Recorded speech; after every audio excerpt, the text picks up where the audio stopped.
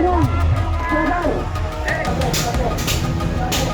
mohon maaf yang sebesar-besarnya. Saya akan berbuat yang lebih baik. Terima kasih.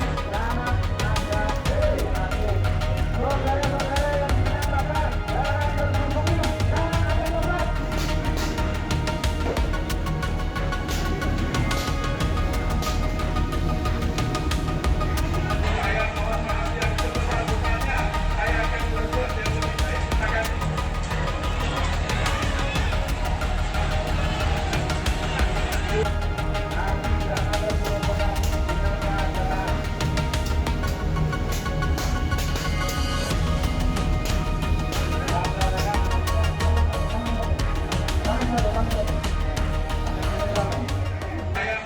Untuk kejadian yang di Pati, kami berharap ini bisa diselesaikan dengan baik.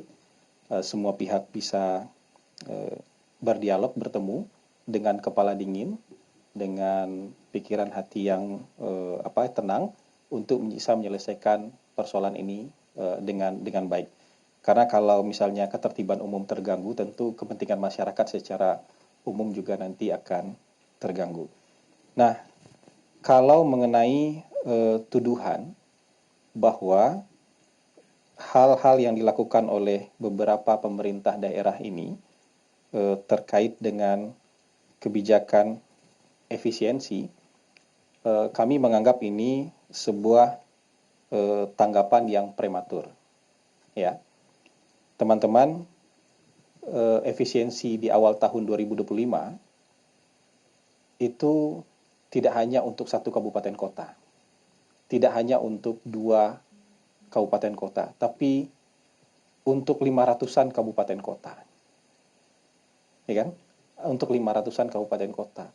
Untuk seluruh kementerian dan lembaga yang ada di pemerintah pusat. Jadi kalau ada kejadian spesifik, satu kejadian, seperti yang terjadi di Pati, ini adalah murni dinamika lokal. Ya, kalau kita bicara ini adalah efek kejadian, efek dari kebijakan pemerintah pusat, maka kita harus bicara dalam konteks 500-an kabupaten kota. Ya, dan ini perlu untuk ditekankan. Dan untuk kebijakan-kebijakan yang ada di pemerintah daerah, itu kan memang kewenangan mereka.